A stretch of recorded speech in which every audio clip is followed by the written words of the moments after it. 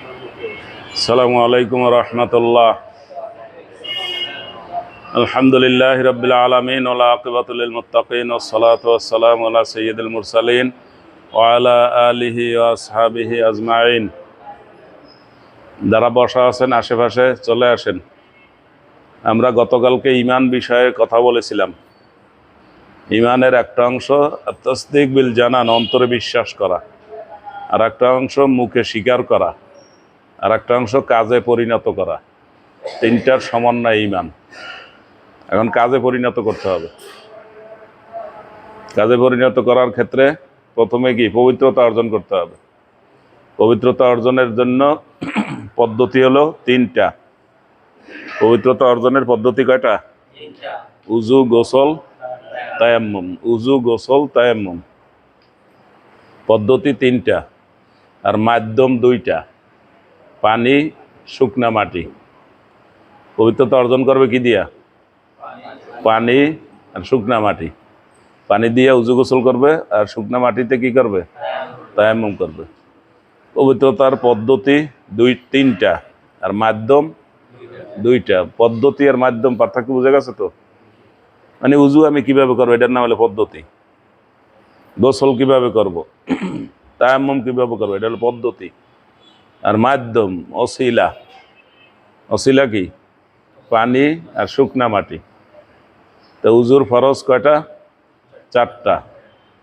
ফরজ বলতে যেই চারটার যে কোনো একটা বাদ পড়লে উজু হবে না। আর সুন্নাত বলতে এমন কিছু আমল যেটা না করলে উজু হবে, তবে ওই সুন্নাত অংশটা হয় নাই। চারটা ফরজ। এক নম্বরে কি? মুখমণ্ডল ধৌত করা। এই যে উপরে কি চুলের গোড়া, এখানে যে চুল ওঠে এখান থেকে, আর এই থুতনির নিচ পর্যন্ত, আর এই কানের যে লতি, এটাকে বলে শাহমাতুল ওজন, কানের লতি, আর এই পাশে কানের লতি, এই হলো সীমানা। এই সীমানার মধ্যেটুকু ধৌত করতে হবে একবার, তিনবার।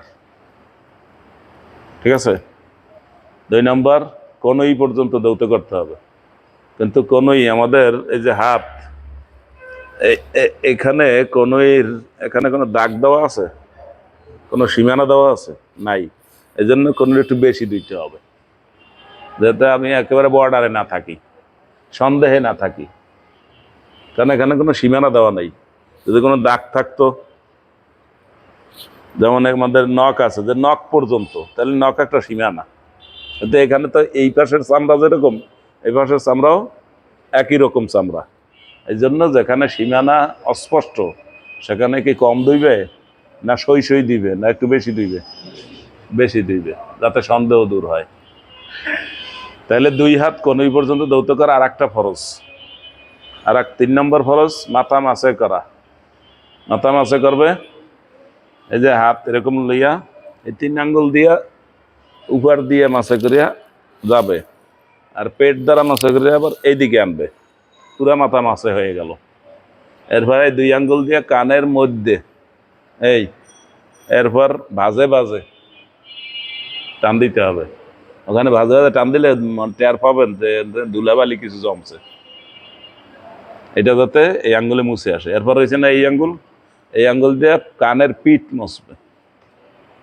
এখনকার চিকিৎসা বিজ্ঞানে নাক, কান, গলা এগুলো সব কি একজন ডাক্তার। তাহলে কান, মাথা এটি একসাথে। কথা হয়েছে মাথা মশে করে, তা কান মশে করে কেন? ওই যে বলে না, কান টানলে মাথা আছে। কান কি মাথার সাথে অংশ, এই জন্য মাথা মাছে করতে হবে। মাথা মাছের এই 2 আঙ্গুল কি কানের মধ্যে দিয়ে সোজা, এরপর বাজে বাজে কান দিতে হবে, আর 2 আঙ্গুল দিয়ে কানের পিঠ মশা দিতে হবে। আর গার মাছে করার কথা হাদিস দ্বারা প্রমাণিত না। আমাদের সবাই কিন্তু গার মাছে করে। কি করে?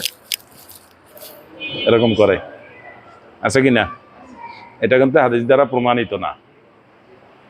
গেল 3 ফরজ। আর বাকি কি? পা, টাকনু পর্যন্ত। টাকনু কোনটাকে বলা হয়?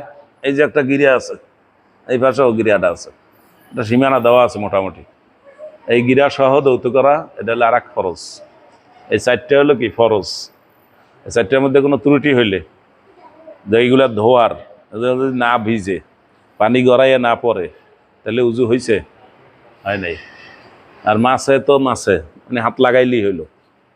এটা যদি পুরা মাথায় হাত না লাগে তাতেও হবে, মাছে হইলেই হইলো। কিন্তু নিয়ম হচ্ছে আল্লাহ বলছেন কি অমসাহু বিরুসিকুম, মাথা মাছে করতে। মাথা তো অংশ বিশেষ বলে নাই, তো আমি সবাই মাছে করব। এলো এক উজু হইল, তখন বাকি রয়েছে কি সুন্নাত। সুন্নাতকে কি নিয়াত করা, যে আমি উজু করতেছি। নিয়াত কি মনে মনে না আরবিতে বলতে হবে, নাওয়াইতু আন আতাওয়াদ্দা রাফাআল লিল হাদাসে ওয়াস্তিবাহাতাল লিসসালাতি ওয়া তাকাররুবান ইলাল্লাহি তাআলা। আছে না এরকম নিয়াত? এই নিয়াত কি ঠিক আছে? না।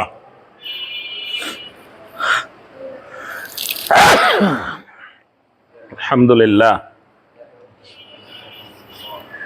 আমাদের দেশে দোয়া করতে আমাদের ঝামেলা আছে। কি ঝামেলা? দোয়া করার জন্য আমাদের অনুষ্ঠান করতে হয়, জিলাপি আনতে হয়, ভাড়া করতে হয়, তারপর বসতে হয়, তারপর নির্দিষ্ট একটা সময় দোয়া করে। আর আরব দেশের দোয়া এদের কোনো ঝামেলা নাই, মিষ্টি আনতে হয় না, জিলাপি আনতে হয় না, কোনো জায়গায় বসতে হয় না। এই যেমন আমি হাসি দিছি না, আমি হাসি দিয়া সারার আগে সবাই বলবে ইয়ারহামুকুমুল্লাহ ওরা। কিন্তু হাদিসে বলছে যে হাসি দিছে সে হাসি দিয়ে আলহামদুলিল্লাহ বলবে, এটা শোনার পরে বলবে ইয়ারহামুকুমুল্লাহ। কিন্তু আমি আরব দেশের লোকেদেরকে দেখছি, বিশ্ববিদ্যালয়ের টিচার থেকে শুরু করে সবাই হাসি শোনা মাত্র সাথে সাথে ইয়ারহামুকুমুল্লাহ বলে, এবং জোরে আওয়াজ দিয়ে বলে। আর আমাদের দেশে মাশাআল্লাহ আমরা ইয়ারহামুকাল্লাহ, ইয়ারহামুকাল্লাহ, ইয়ারহামুকুমুল্লাহ দুইটাই বলতে পারেন। তাহলে আমরা, ওরা কিন্তু সবাই বলে, জোরে বলে, হাসি দেওয়া মাত্র বলে, কিন্তু আমরা অধিকাংশই বলে না। আর যারা বলে তারা আস্তে আস্তে বলে, মনে মনে বলে। তাহলে অভ্যাস পাল্টাইতে হবে। কি করতে হবে? অভ্যাস পাল্টাইতে হবে। হাসি শোনা মাত্র বলতে হবে কি ইয়ারহামুকুমুল্লাহ। ঠিক আছে? হাসি দাতা উনিও আবার এই সমস্যা আছে, উনিও আলহামদুলিল্লাহ জোরে বলে না, আওয়াজ দিয়ে বলে না। সবই আমরা এই দোয়ার বালায় সব কি কৃপণ, মানে বের হয় না। এই অভ্যাস পাল্টাইতে হবে। এরপর পরে আবার কি বলতে হবে? ইয়াহদিকুমুল্লাহু ওয়া ইউসলিহু বালাকুম, আল্লাহ তোমাদের সবাইকে সঠিক পথ দেখান এবং তোমাদের অন্তর পরিশুদ্ধ করে দিন। ওয়া ইউসলিহু বালাকুম অর্থ কি? অন্তর পরিশুদ্ধ করে দিন, অন্তরটা শুদ্ধ করে দিন। ভেজালটা কোন জায়গায়? অন্তরে। ভেজালটা কোন জায়গায়? হিংসা কোন জায়গায়? অন্তরে। ঘৃণা কোন জায়গায়? অন্তরে। অপছন্দ কোন জায়গায়? অন্তরে। এই ভেজাল ওই জায়গায়, জন্য ওই দোয়া করা হয় যে এটা পরিষ্কার করে। কারণ হাসি দিলে একজন মানুষের মোটামুটি মস্তিষ্ক, নাক, এগুলো মোটামুটি পরিষ্কার হয়ে আনি একটু ইজি হয়। তো এটার জন্য শুকরিয়া করবে আলহামদুলিল্লাহ। আর শেষে আবার যেহেতু লোকেরা আবার বললো ইয়ারহামুকুমুল্লাহ, আল্লাহ তোমার প্রতি দয়া করুন, এই জন্য পরবর্তী আবার দোয়া করবে কি আল্লাহ তোমাদেরকে সবাইকে সঠিক পথ দেখান এবং অন্তরটা শুদ্ধ করে দিন। ঠিক আছে? তাইলে এভাবে এই দোয়াগুলো আমরা এখন থেকে জোরে বলার চেষ্টা করব। ঠিক আছে? আলহামদুলিল্লাহ, ইয়ারহামুকুমুল্লাহ, ইয়াহদিকুমুল্লাহ ওয়া ইউসলিহু বালাকুম, জোরে বলতে হবে, আওয়াজ দিয়ে বলতে হবে। এর ফায়দা কি? আমি যেমন বললাম, আমার শোনাশুনি আর একজনও বল।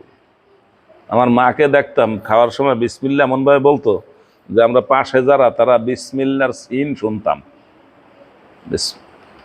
এই এরকম একটা আওয়াজ। তো মাকে বলতাম যে মা আপনি বিসমিল্লাহ একটু আওয়াজ দিয়ে বলেন, আর তো কেউ এরকম করে না। আর মা তো হাদিস জানে না, এই জন্য বলি বলি কেন বলে তা বলতে পারে না। এখন মায়ের সন্তান আমি, লেখাপড়া করিয়া অনেক দূরে আসছি, আসতে আসতে আসতে আসতে এরপর যখন জানছি যে বিসমিল্লাহ খাওয়ার সময় একটু আওয়াজ দিয়ে বলতে হবে। কেন? আপনার বিসমিল্লাহ শুনে পাশের যার মনে নাই তার খেয়াল হবে, এটা হাদিসে উল্লেখ আছে। আমার মা তো এই হাদিস পড়ে নেই, তাকে তার ওস্তাদ শিখাইছে একটু আওয়াজ দিয়ে বলবা। কেন তা আর বলে নেই, কারণ মা ওইটুকুই জানে। কারণ আমি তার সন্তান হয়ে এটা শিখছি, শেখার পর মাকে এটা বলার সময় আর পাইনি, তার আগে মা চলে গেছে। তাহলে আওয়াজ দিয়ে বলার উপকারিতা আছে তো। উপকারিতা কি? আমার বলা থেকে আর একজনে শুনলে তার খেয়াল হবে, কারণ খাওয়ার সময় অনেকেরই বিসমিল্লাহ বলতে মনে থাকে না। আর খাওয়ার সময় বিসমিল্লাহ না বললে যখন মনে আসবে তখন বলতে হবে, নাকি? যখন মনে আসবে তখন বলতে হবে। মসজিদে ঢোকার দোয়া যখন ঢুকবে তখন বলবে, কিন্তু যদি মনে না থাকে পরে বলবে, এরকম বলে নাই। বের হওয়ার দোয়া বলতে মনে নাই, পরে বলবে, তা বলে নাই। হ্যাঁ, নতুন পোশাক পরার দোয়া পরে বলবে, বলে নাই। কিন্তু খাওয়ার দোয়া বিসমিল্লাহ, খাওয়ার দোয়া কি? বিসমিল্লাহ। এইটা মনে না থাকলে পরে যখন মনে আসবে তখন বলবে। এর কারণ আছে, কারণ হলো আমি যে খাদ্যটা খাই এই খাদ্যটাই আমার শক্তির একটা ইস্যু, আর এই খাদ্যটা যাইতে হবে আল্লাহর নামে। এটা আল্লাহর নাম সারা গেলে এটা শয়তানের কাজ করবে। তাহলে আমার হাত পা অঙ্গ প্রত্যঙ্গ কি করবে? শয়তানের কাজ করবে। ওই শয়তান দূর করতেই হবে, এই জন্য পরে হইলেও বলতে হবে। আর মসজিদে ঢোকার দোয়া, বের হওয়ার দোয়া, বাথরুমের দোয়া, ওইটা কিন্তু শয়তানের কোনো কাজ নাই। ওটা শক্তি, এনার্জি সৃষ্টি করে না। এনার্জি সৃষ্টি করে কিসে? খাদ্যে। আর এটার মূলে কে? আল্লাহ। কি এনার্জি সৃষ্টি করে কে? খাদ্যে। এই কথা কি আমরা পুরোপুরি বিশ্বাস করব? না, আমরা বিশ্বাস করি কে এনার্জি সৃষ্টি করে? কে? আল্লাহ। কেন করে? খাদ্য করে না? না, খাদ্য করে না। কেন করে না এটা বুঝবেন? একেবারে সোজা। এই একই গামলা থেকে, একই তরকারির বাটি থেকে, বল থেকে খাদ্য সবাই খাইতেছে। এখানে 5 বছরের একজন নাতি আছে, সে খায়। 20 বছরের 30 বছরের এক ছেলে আছে, সে খায়। 40-60 বছরের একজন দাদা আছে, সেও খায়। খায় কিনা? সবাই এক খাদ্য খাইতেছে কিনা? কিন্তু ওই নাতি খাইয়ে খাইয়ে তাজা হইতে আছে, আর দাদায় খাইয়ে খাইয়ে কি করতেছে? খাদ্য কয়েক প্রকার? 2 প্রকার না 1 প্রকার? তা খাদ্য কি করে? একজনেরে তাজা করে, আর একজনেরে দুর্বল করে। কে করে? খাদ্য করে। খাদ্য করলে তো সব একরকম হইতো। খাদ্য করলে সব একদিকে যাইতো না? তাহলে নাতিও তাজা হইতো, দাদায় তাজা হইতো। দাদায় তাজা হইতে হইতে পাকা তাজা হয়ে যেত। না, পাকা হইতেই থাকতো, উনি পাকতেই থাকতো গাড়ি। কিন্তু পাকে উনি একটা পর্যায়ে কি ওই খাদ্য খায়, একই খাদ্য খায়, আর দুর্বল হয়। তাহলে আমরা বিশ্বাস করি কি তাজা করে কে? খাদ্যে না আল্লাহ? এই আমাদের বিশ্বাসে পার্থক্য আছে। আর না জানা লোকে কি বলবে? খাদ্যে। খাদ্য করে, আমার পেটটা খারাপ হয়েছে কি জানো, এই খাদ্যটাই করছে। ও খাদ্যটা করে না। আপনি একটু চিন্তা করেন, সুবহানাল্লাহ, একটু চিন্তা করেন, একটা কুকুরকে আপনি কাঁচা গোস্ত দেন, সেটা খাইতে পারে কিনা? তার জন্য অসুবিধা আছে কোনো? আপনি পাকানো গোস্ত দেন, এটাও খাইতে পারে কিনা? পচা গোস্ত দেন, এটাও খাইতে পারে কিনা? কিন্তু আমরা পারি কয়টা? আমরা পারি একটা। তাহলে কুকুরের স্টোমাক, এই যে পাকস্থলী, কত শক্তিশালী আল্লাহ সৃষ্টি করছেন। অর্থ কোনোটাই ডিস্টার্ব করে না। অর্থ ওই পচা গোস্ত খাইয়ে পাতলা পায়খানা হয় না। ও যত পচা হয় তত ওর কাছে আরো ভালো, যত দুর্গন্ধ তত ওর কাছে সুঘ্রাণ। তাহলে ওর নাকটা তৈরি করছে কে? আল্লাহ। আর আমার নাকটা আল্লাহ। ওর নাকে একটা যন্ত্র বসাই দিছে, আর আমার নাকে আর একটা যন্ত্র বসাই দিছে। দুই যন্ত্রের দুই যন্ত্র না। তাইলে সবকিছুর মালিক কে? এবার বোঝা গেছে? খাদ্য কি করে? খাদ্য কিছু করে না, করে কে? আল্লাহ। ইমানদার লোক এটা বিশ্বাস করবে। এবার বোঝা গেছে কথাটা? একই খাদ্য খাইতে আছে সবাই। কোরআনে আল্লাহ বলেছেন ইউসকা বিমাইন ওয়াহিদ। এই আম গাছেও যেই পানি, আর গোড়ায় মাটি, আর তেঁতুল গাছটা সেই পানি আর সেই মাটি, এক জায়গায় দুইটার গোড়া। একটা দিয়ে উঠছে আম গাছ, আর একটা দিয়ে উঠছে কি? তেঁতুল গাছ। একটা হলো ল্যাংরা আম, মুখে দিলে এমন মিষ্টি, এমনিতেই বলতে মনে হচ্ছে আলহামদুলিল্লাহ, এত মজা কে সৃষ্টি করলো। আর তেঁতুল মুখ দিয়ে কামড় দিয়ে গা শিরশিরাইয়া ওঠে। পানি আর মাটি কি দুই পথ? করে কে? আল্লাহর অস্তিত্ব মানুষে খুঁজে পায় না। এই চিন্তা করলেই তো আল্লাহর অস্তিত্ব পাওয়া যায়। তাহলে পবিত্রতার 4 ফরজ পাইলাম। এরপর হইলো কি? সুন্নাত, নিয়াত করা একটা, যে আমি উজু করব মনে মনে। এরপর কি? বিসমিল্লাহ বলা। কি বলবে? বিসমিল্লাহ না বিসমিল্লাহির রহমানির রহিম? না, বিসমিল্লাহ। খাওয়ার আগেও কি? বিসমিল্লাহ। সব ভালো কাজের আগে কি? বিসমিল্লাহ। গোনার আগেও বলতে হবে বিসমিল্লাহ। বিসমিল্লাহ 2 3 4 5 অভ্যাস করে নিতে হবে। বিসমিল্লাহ 2 3। তাহলে বিসমিল্লাহ বলা, নিয়াত করা,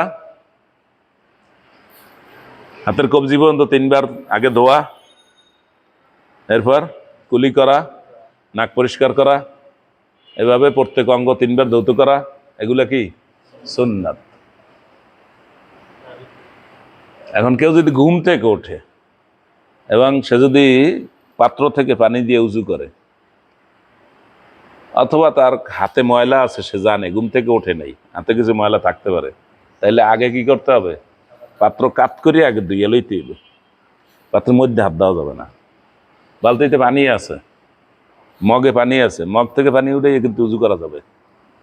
মগ ডাইন পাশে রেখে এখান থেকে পানি উঠেই উজু করবেন। কিন্তু আমাদের লোকেরা করে কি, লোক বাম পাশে রাখে মগ, একটু একটু ডাললে হাতে পানি থাকে, এই পানি দিয়ে ধুইয়ে সুবিধা হয় না এই পাশ দিয়ে উঠাইলে সুবিধা হয়? এটা অনেকে ভুল বোঝে। হাদিসে কিন্তু এটা বলছে যে হাতে যদি ময়লা থাকে অথবা কেউ যদি ঘুম থেকে উঠে উজু করতে যায়, সে আগে হাত ধুয়ে নেবে, পরে মগের মধ্যে হাত ঢুকাবে। তাহলে বোঝা যায় মগের মধ্যে হাত ঢুকেই উজু করবে নাকি? তাহলে ইয়াক মিশান নাকি রাহিমুল্লাহ, বুঝতে পারছেন এবার হাদিস? আর আগে কি বুঝছেন? হ্যাঁ, এই যে তালা ইয়াক মিশান না ইয়াদাহু ফিল ইনায়ে, সে তার হাত পাত্রের মধ্যে ঢুকাবে না, হাত্তা ইয়াক তাসিলা সালা আসান, বাইরের 3 বার ধুয়ে নিবে। ফাইন্নাহু লা ইয়াদরি আইনা বাতাত ইয়াদুহু, কারণ সে ঘুমানোর পরে তার হাত কোথায় কোথায় সে চুলকাইছে এটা সে জানে না। চুলকাইতে চুলকাইতে এমন জায়গায় হাত দিচ্ছে যেখান থেকে কিছু ময়লাও হাতে লাগতে পারে। লাগছে এটা তো নিশ্চিত না, কিন্তু লাগে না এটাও তো আপনি নিশ্চিত না। এই জন্য রাসূলুল্লাহ সাল্লাল্লাহু আলাইহি ওয়াসাল্লাম পরিষ্কার করে দিয়েছেন যে আপনি যেহেতু নিশ্চিত না, অতএব আপনি আগে হাতটা ধুয়ে লইবেন। সন্দেহ করে কোনো কিছু করা যাবে না। সন্দেহ করিয়া শাবান মাসের শেষ হওয়ার আগে রমজান মাসের চাঁদ না দেখিয়া সন্দেহের দিনটা রোজা রাখা নিষেধ। কি বলছেন হাদিসে? মান সামা ইয়াউমাল্লাযী ইউশাক্কু ফীহি ফাকাদ আসা আবুল কাসিম, সন্দেহের দিনে যে রোজা রাখবে সে আবুল কাসেমের বিরোধিতা করল। আবুল কাসেম কে? রাসূলুল্লাহ সাল্লাল্লাহু আলাইহি ওয়াসাল্লামের উপনাম। কি সন্দেহের দিন? 29 শাবান সন্ধ্যায় চাঁদ দেখা গেল কিনা ক্লিয়ার না। এখন কালকে কি 30 শাবান নাকি পয়লা রমজান? মাস তো 29 হইতে পারে, 30 হইতে পারে। এখন এই দিনটা কি সন্দেহে পড়লো কিনা? তা সন্দেহের দিনটা কোন দিন? 30 শাবান। সন্দেহ সৃষ্টি হবে কবে? 29 শাবান। ভালো করে বুঝে নিন, সন্দেহ সৃষ্টি হবে কবে? 29 শাবান। আর সন্দেহের দিনটা কোন দিন? 30 শাবান। এই দিনটা কি 30 শাবান নাকি পয়লা রমজান? এখন কেউ বললো আমি রোজা রাখলাম, যদি রোজা রমজান না হয় তাহলে আমি নফল রোজা রাখলাম, আর যদি রমজান হয় তাহলে রমজান রোজা রাখলাম। উনি দুই দিকে থাকে। এই দুই দিকে থাকার সুযোগ ইসলামে নাই। আপনাকে পরিষ্কার হয়ে একটা ধরতে হবে। কারণ এরকম সন্দেহ করে কি সবাই রোজা রাখবে নাকি? তাহলে একটা ফেতনা তৈরি হলো কিনা।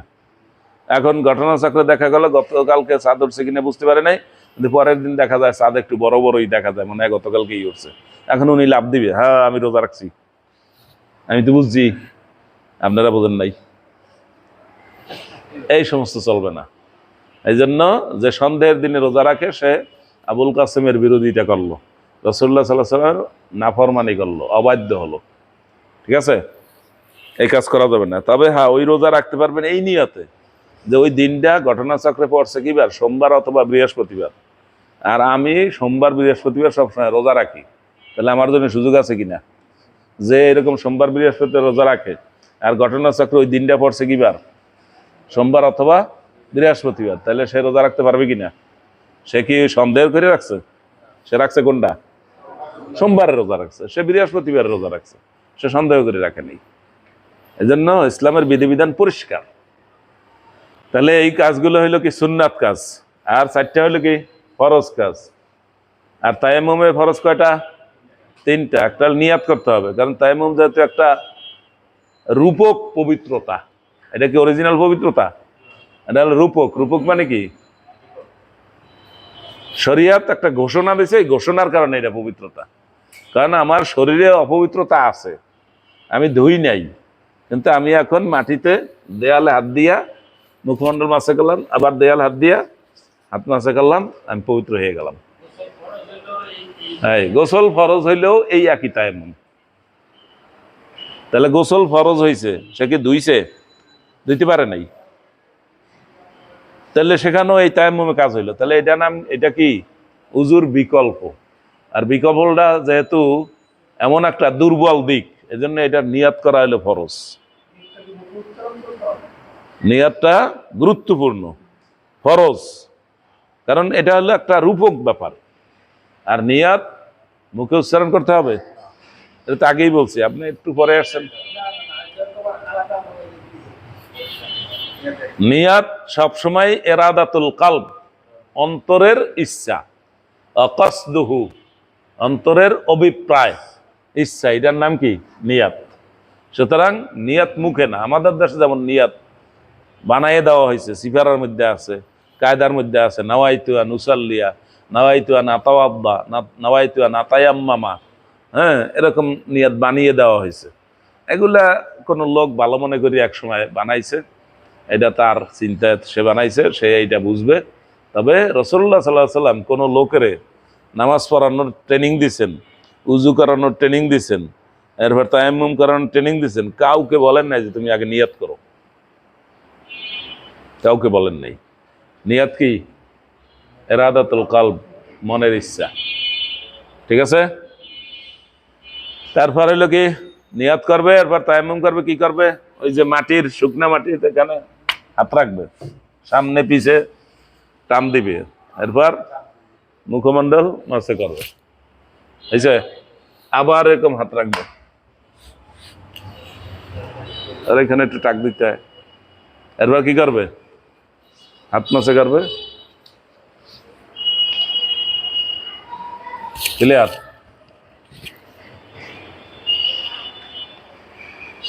তো এইভাবে করে তায়াম্মুম করবে। তবে তায়াম্মুমে হাত কি কোনই পর্যন্ত মাসে করবে, এটা নিয়ে কথা আছে।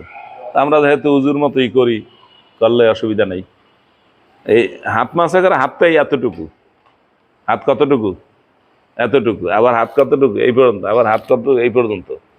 প্রথম যখন উজুর বিধান আসছে তখন লোকেরা কিন্তু এই পর্যন্ত ধুইছে, বলছে হাত ধুইতে হবে, এই পর্যন্ত ধুইছে। এরপর বলা হয়েছে না, এই পর্যন্ত ধুইবে। আবার যখন বলা হয়েছে আস-সারিকু ফাকতাউ আইদিয়াহুমা জাযাআম বিমা কাসাবা নাকালাম মিনাল্লাহ, হ্যাঁ, চোর এবং চোরনির হাত কেটে দাও। তখন হাত কাটে কোন জায়গা থেকে? কবজি থেকে। তাহলে এটাও হাত। আবার তোমরা উজুতে হাত ধৌত করো কনুই পর্যন্ত, নাম কিন্তু বলে দিচ্ছে, কনুই পর্যন্ত বলছে, অতএব এই পর্যন্ত হাত। আবার আমরা অঙ্গ একটা হাত, সেটা বলি কি? এই পর্যন্ত। এখানে পিছন দিয়ে পিঠের সাথে হাড়ের কোনো কানেকশন নাই, অথচ লাগাই দিছে, এবং সেটা দিয়ে আমাদের কত শক্তি, নাকি? দেখছেন গরুর সামনের যে দুইটা পা, এটা গরুর শরীরের সাথে কোনো কানেকশন নাই, কিন্তু গোস্ত কাটতে কাটতে আস্তে পা দুইটা আলাদা হয়ে যায়। পিছনের পা দুইটা শরীরের মেরুদণ্ডের সাথে কানেকশন আছে, গোল দুইটা বাটি আছে, সামনের দুইটা কিন্তু নাই। মানুষের হাত দুইটাও কিন্তু পিছনে শুধু মাত্র লাগাই দিছে আইকা দিয়া, কি দিয়া? আইকা দিয়ে লাগাই দিছে, অথচ এটা দিয়ে আমরা কত শক্তি। হ্যাঁ, আলহামদুলিল্লাহ। এই অঙ্গ প্রত্যঙ্গগুলোর শুকরিয়া করতে হবে, প্রতিদিন তাসবিহ পড়তে হবে। কয়বার? কমপক্ষে একবার। তাহলে 5 ওয়াক্ত নামাজে যদি আমরা 100 বার করে পড়ি, তাহলে কতবার পড়া হয়? 500 বার। হাড়ের জোড়া কয়টা? 360। হাড়ের জোড়া কয়টা? 500 বার পড়লে 360 হয়ে গেল, অতিরিক্ত থাকলো কত? 140। মাঝে মাঝে ব্যস্ত হই, সফরে থাকি, অসুস্থ থাকি, তখন তার তসবিহ পড়া হয় না, কিন্তু তখনকারও তো পড়তে হবে। তাই যে বোনাস থাকবে, জমা থাকবে, ওইটা অতিরিক্ত পড়িয়ে রাখলাম। পড়া হয়, তসবিহ পড়া হয় নামাজের পরে। সুবহানাল্লাহ কয়বার? আলহামদুলিল্লাহ, আল্লাহু আকবার, এই 100 বার কিন্তু পড়তে হবে। নামাজ পড়িয়েই দৌড় দেওয়া নামাজের নিয়ম না। আর জিক্রু বাদা সালাত, সহিহ বুখারী থেকে শুরু করে সকল হাদিসের কিতাবে কি আছে? নামাজের পরে জিকির, আজকার, দোয়া, কালাম। রাসূলুল্লাহ সাল্লাল্লাহু আলাইহি ওয়াসাল্লাম নিজে পড়তেন, সাহাবায়ে কেরাম পড়তেন, এরপর উঠে যেতেন। নামাজের পরে বসে বসে এই দোয়া, কালাম, জিকির, আজকার এগুলো পড়তে হবে। এটার অধ্যায়ের নাম কি? আয-যিকরু বা'দাস সালাত। আমাদের মসজিদে আছে না, পিছনে লাগা আছে না নিচে? নামাজের পরে সালাম ফেরানোর পরে কি কি পড়বে সবগুলো ওখানে আছে, দেখে দেখে হিসাব করতে হবে ওগুলো ঠিকমতো আমি পড়ি কিনা, সবগুলো পড়তে হবে। এটা হলো নামাজের আদব, নামাজের শেষের ব্যারিকেড। আর আগের ব্যারিকেড কি? 2 রাকাত নামাজ। প্রত্যেক আজান একামতের মাঝে কি আছে? 2 রাকাত নামাজ। আজান দিলেই 2 রাকাত নামাজ, একামতের আগে 2 রাকাত নামাজ। সুতরাং জোহরে তো আমরা 4 রাকাত এমনিই পড়ি, তার আগে কি? 2 রাকাত। তার আগে কি? 2 রাকাত। কিসের 2 রাকাত? ওই যে বাইনা কুল্লে আযানাইনে রাকাতানে, আজান একামতের মাঝে কয় রাকাত? 2 রাকাত। আসরের আজান দিলি 2 রাকাত, মাগরিবের আজান দিলি 2 রাকাত। পরে বাংলাদেশে পড়ে না। তাহলে এই যে হাদিসটা, এই হাদিস পালন করবে কে? অস্ট্রেলিয়ার লোকেরা, জাপানের লোকেরা। বাইনা কুল্লে আযানাইনে রাকাতানে, প্রত্যেক আজান একামতের মাঝখানে কয় রাকাত? 2 রাকাত। তাহলে মাগরিবের আজানের পরে ফরজের আগে কয় রাকাত? 2 রাকাত। আমরা এটা পড়ি, অনেকে মনে করে কি আমরা ইসলাম থেকে খারিজ হয়ে গেছি। 4 রাকাতের আগে 2 রাকাত, 4 রাকাতের আগে 2 রাকাত। আপনারা তো ওই এলাকার লোকেরা পরে আরো 2 রাকাতের পর 2 রাকাত, আরো 2 রাকাত পড়েন। ওইটার কোনো দলিল নেই, কিন্তু এই আগেরটার দলিল আছে। এই যে বলে দিলাম হাদিস, সুন্নাত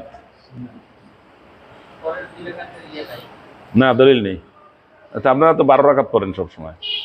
এই কাশপুর ব্রিজ পাড়াইয়ে যারা যায় সবাই, সীমানাটা কি বুঝতে পারছেন? নফল আপনার দলিল থাকতে হবে না, বিনা দলিলের নফল হলে মাঝে মধ্যে পড়বেন। আর আপনার যে রেগুলার করিয়ে পড়েন তাহলে এটার দলিল থাকতে হবে। ফরজের পরে 2 রাকাত আছে, এরপরে আরো 2 রাকাত পড়েন আপনারা। আপনার তো এখন অন্য এলাকার লোকদের সাথে মিলতে মিলতে এরপর ঠিক হয়েছেন, কিন্তু বাড়িতে আপনার কাশপুর ব্রিজ পার হইলে যে অনুরূপভাবে মাগরিবের নামাজে কি করে? সুন্নাত 2 রাকাতের পরে আবার 2 রাকাত পড়ে। এটা কিসের দলিল আছে? না, দলিল নেই। কিন্তু আগেরটার দলিল আছে সহিহ বুখারীতে, সাল্লু রাকাতাইন সাল্লু রাকাতাইন সাল্লু রাকাতাইন কবলাল মাগরিব লিমান শাহ। 2 রাকাত নামাজ পড়ো, 2 রাকাত নামাজ পড়ো, 2 রাকাত নামাজ পড়ো, যে চাও সে পড়ো। ফরজের আগে এই যে ফরজের পরে 2 রাকাত, তারপরে আরো 2 রাকাত আপনারা পড়েন, এটার দলিল নেই। আমি এক সিএনজিতে আসছে, সেই সিএনজি ওয়ালা আমার সাথে মসজিদ যাইয়া এই ফরজ পড়ছি, এরপর সে সুন্নাত পড়ছে, এরপর আরো 2 রাকাত পড়ছে, এরপর আইছে। আর দেখ বেনামাজি একজন গাড়িতে বসে আছে, সে কয় হুজুরের চাইতেও সিএনজি ওয়ালায় নামাজ বেশি করে। আমার কথা কয়, আমি যে মুসাফির হুজুর এটা তো আরও বুঝে না। আমি মুসাফির হুজুর 3 রাকাত নামাজ পড়ছি, তাও আবার ইমামতি করছি ওই এলাকার মসজিদে, নোয়াখালী এলাকার মসজিদে, গ্রামের এলাকার মসজিদে আমি ঢুকছি। আমি তো একটু বক্তা মানুষ, ওয়াজ করে আইছি না, একটু ব্যাগ টাকা আছে, পোশাক টোশাক সেই রকম, তো ব্যবসাবি তো আলাদা। তা গ্রামের মসজিদের ইমাম সাহেব মনে করছে বিরাট হুজুর, তো এর সামনে ইমামতি আমার করার দরকার নাই। কইছে হুজুর আমার তো একটু পায়ে ব্যথা, আপনি ইমামতিটা করেন।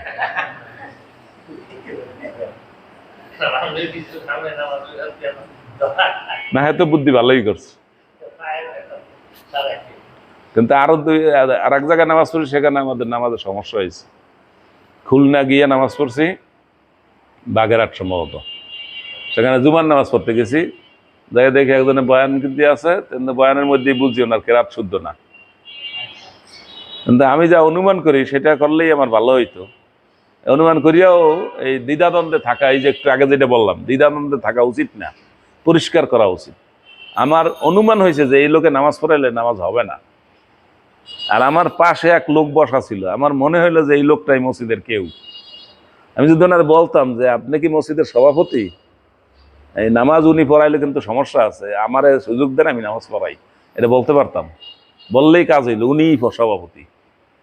আমি 14 কাতার পিছনে বসছি। আমরা একটা সফরে গেছিলাম, পরে ওনাকে আর বলি নেই। পরে নামাজ শেষ হয়েছে, নামাজ শেষ হওয়ার পর হইলে করলে কথায় বার্তায় কথায় কথায় উঠছে, উনি ঢাকাই থাকে এবং এই মিরাজবাগের আশেপাশেই থাকে। তা আমি ওনাকে সাহস করে বললে হয়ে যেত, কিন্তু সব জায়গায় তো আবার সাহস কাজেও লাগে না, একটু মুশকিলও আছে। পরে নামাজ যা পড়ছি ওই লোকের কেরাত শুদ্ধ না। বয়ান দিতে পারে ভালো, কিন্তু সবার কেরাত কি শুদ্ধ? বক্তৃতা দিতে পারে, বক্তৃতা দেয় তো একটা সংগঠন, ইসলামিক একটা সংগঠন করলে বক্তৃতা দিতে পারে। তাবলিগ করলে বয়ান এমনিই শিখে, মসজিদে দাঁড়াই বলে আল্লাহ তাআলা আমাদেরকে সৃষ্টি করছেন কি এক ফোঁটা নাপাক পানি। এত শুদ্ধ কথা কয়, এক ফোঁটা নাপাক পানি থেকে আল্লাহ সৃষ্টি করছেন। এই কথা কোনো কোরআন হাদিসে আছে? কোরআন হাদিসে কোথাও নাই যে আল্লাহ তাআলা মানুষ সৃষ্টি করছেন বা গরু ছাগল সৃষ্টি করছেন নাপাক পানি থেকে। আল্লাহ বলছেন কি, তোমাদেরকে সব প্রাণী আমি সৃষ্টি করছি পানি থেকে। ওয়াজআলনা মিনাল মা'i কুল্লা শাইইন হাইয়্যিন আফালা ইউমিনুন। সূরা আনকাবুত, সূরা আম্বিয়া 30 নম্বর আয়াত। যে আমি সকল প্রাণী সৃষ্টি করছি কিসের থেকে? পানি থেকে। কিসের থেকে? পানি থেকে। একটা বীজ, একটা দানা, এটা এখানে শুকনা থাকবে যতদিন, কিচ্ছু হবে না। এটা এখানে থাকবে, এটার উপরে এক ফোঁটা পানি দেই, আবার একটু পরে এক ফোঁটা দেই, আবার একটু পরে এক ফোঁটা দেই, দেখা যাবে সন্ধ্যার সময় এটার থেকে কি হয়েছে? বীজ অঙ্কুরিত হচ্ছে। আরো দিতে থাকি, কালকে আরো বড় হবে। কিসে আসলো? বাইরে আল্লাহ দেখাই দিলেন পানিতে হচ্ছে। আসলে কে করে? আল্লাহ। কিন্তু আল্লাহই বলে দিয়েছেন যে আমি পানি দিয়ে সৃষ্টি করছি। সব সৃষ্টি হয়েছে কিসের থেকে? পানি থেকে। এটার সাথে আমরা যোগ করছি কি? নাপাক। সব সৃষ্টি করছে আল্লাহ তো কিসের থেকে? নাপাক পানি থেকে। এই নাপাক শব্দটা কোরআন হাদিসের কোনো শব্দে নাই, এবং এটা নাপাক না। হ্যাঁ, সেটা হলো সূরা তারিকে বলছে। আবার সূরা সিজদায় বলছে তুচ্ছ পানি থেকে। আর সূরা আম্বিয়া বলছে পানি থেকে। আর একটা হলো সূরা ফুরকানে বলছে পানি থেকে। সন্তানাদি সব সৃষ্টি হয়েছে পানি থেকে। নাপাক বলে নাই কোনো জায়গায়, কিন্তু আমাদের দেশে সবাই কি বলে? নাপাক পানি। এই সবাই বললে সত্য হয় না, সবাই বললে সত্য হয় না। সত্য এক জায়গায়, কোরআন এবং হাদিস। সত্য কোথায়? কোরআন হাদিস। সবাই বললে সত্য হয় না। সবাই বলে কোরআনের আয়াত 6666। কোরআন খুলে আপনি হিসাব করেন, আয়াত পাবেন কত? 6236। সবাই বলে আল্লাহ আব্রাহার বাহিনীকে ধ্বংস করার জন্য আবাবিল পাখি পাঠিয়েছেন। আল্লাহ কোনো আবাবিল পাখি পাঠান নাই, আল্লাহ যাকে যাকে পাখি পাঠিয়েছেন। ওই পাখির নাম আবাবিল না। আবাবিল নামে দুনিয়াতে কোনো পাখি নাই। আর আবাবিল শব্দের অর্থ কোনো নাম না। আবাবিল অর্থ হলো ঝাঁক, আবাবিল অর্থ দল। আবাবিল অর্থ কি? দল। এই কোরআন এটা কার? এই কোরআনেও আপনি দেখতে পারবেন একেবারে সূরা সুন্দরভাবে। সূরা ফিল 105 নম্বর সূরা। কয় নম্বর সূরা?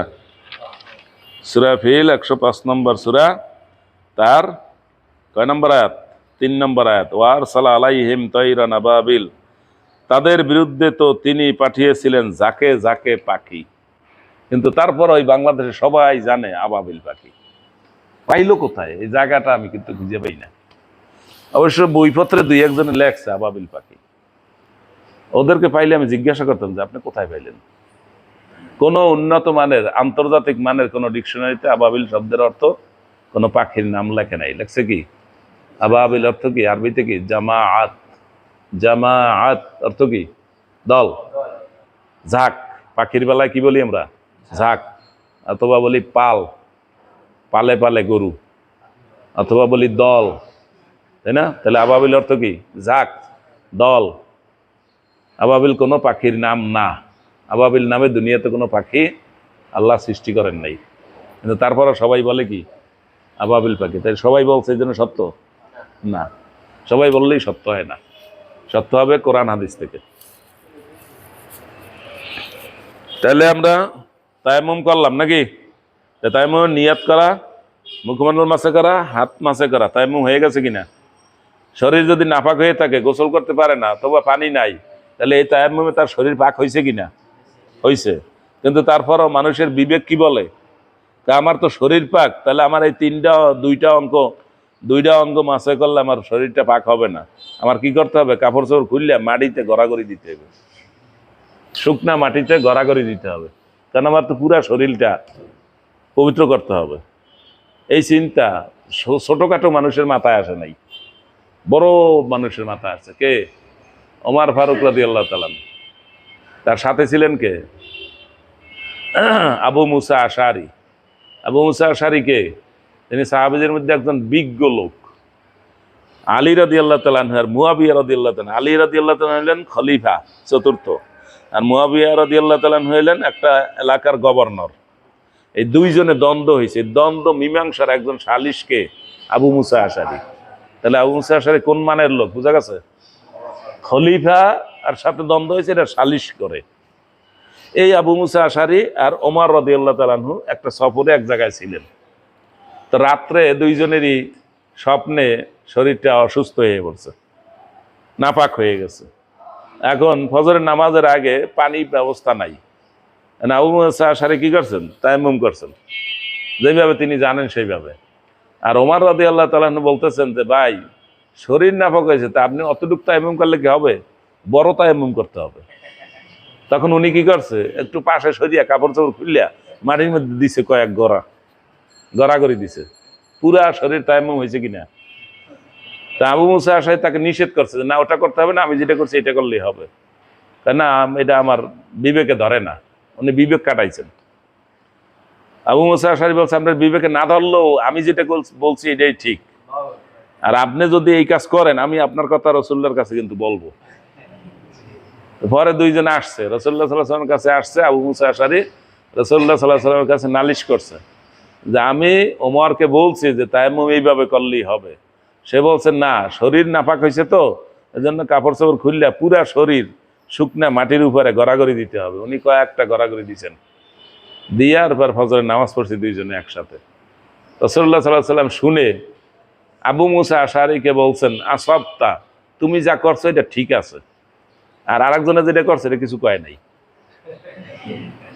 কারণ যা করছে এটা তো না কওয়াই ভালো। কি, যেই কথাগুলো বললে একটু লজ্জার বিষয়, যেই কথাগুলো বললে একটু সব জায়গায় বলা যায় না, ওই কথাগুলো রাসূলুল্লাহ সাল্লাল্লাহু আলাইহি ওয়াসাল্লাম এড়াইয়ে যাইতেন, বলতেন না। যেমন একজনে জিজ্ঞাসা করছে, মান আশারুন নাস, আমাদের মধ্যে সবচেয়ে নিকৃষ্ট মানুষ কে? রাসূলুল্লাহ সাল্লাল্লাহু আলাইহি ওয়াসাল্লাম কিছু বলেন নাই। আবার এসে জিজ্ঞাসা, ইয়া রাসূলুল্লাহ বলেন নিকৃষ্ট মানুষ কে? বলেন নাই। তৃতীয়বার যখন জিজ্ঞাসা করছে তখন বলছেন যে নিকৃষ্ট মানুষের চরিত্র হইলে এই, বৈশিষ্ট্য হইলে এই। পরে বলছেন, তুমি নিকৃষ্ট জিজ্ঞাসা করো কেন? খারাপকে এটা জিজ্ঞাসা করো, ভালোটা জিজ্ঞাসা করতে পারো না? আমি ভালোটা যদি আলাদা করে দিই যে এই লোকটা ভালো, তুমি বুঝে নিবে এই লোকটা খারাপ, আমারে মুখ দিয়ে খারাপ শব্দটা বলতে বাধ্য করো কেন? দেখেন রাসূলুল্লাহ সাল্লাল্লাহু আলাইহি ওয়াসাল্লাম কত সাবধান কথা বলার ক্ষেত্রে, কত সুন্দরভাবে বুঝিয়ে দিতেন খারাপ শব্দটা না বলে। পরে বলছে, ইন্না খায়রাল খিয়ারে খিয়ারুল উলামা, জ্ঞানী মানুষরা হলো সবচাইতে ভালো মানুষ। কারা? জ্ঞানী মানুষ, যে জ্ঞান অর্জন করছে। কি জ্ঞান অর্জন করতে হবে? আমার যা দরকার, আমার নামাজ পড়া লাগবে, নামাজের জ্ঞান। আমার জাকাত দিতে হবে, জাকাতের জ্ঞান। আমার জায়গা জমি বুঝে রাখতে হবে, আমার বাপদাদার থেকে আমি যা পাইছি এটা বুঝে রাখতে হবে। তাহলে আমার ওই জায়গা জমির জ্ঞান অর্জন করা কি জরুরি। কি, আমি ডাক্তার হইতে চাই, তাহলে চিকিৎসা বিজ্ঞানের জ্ঞান, পরিপূর্ণ বিজ্ঞান, চিকিৎসা বিজ্ঞানের একটা কমপ্লিট কোর্স আমাকে করতে হবে। চিকিৎসা বিজ্ঞানের কমপ্লিট কোর্স কি? কমপক্ষে এমবিবিএস। এখনকার আন্তর্জাতিক মানে, শুধু বাংলাদেশ না, আন্তর্জাতিক মানে এমবিবিএস হইলো একটা কমপ্লিট কোর্স। এই কমপ্লিট কোর্স করলে সে একজন ডাক্তার হইলো, অন্তত সে ভালো মন্দ, কোন ঔষধে কি না হয়, কোন রোগ কিসের কি লক্ষণ, এগুলা সে প্রাথমিক জ্ঞান সে জানবে। আর আমাদের হাইকোর্ট সিদ্ধান্ত দিছে কমপক্ষে এমবিবিএস অথবা এমআরএস, কি জানি একটা আর একটা নাম বলছে, হ্যাঁ, ও ডিবিএস,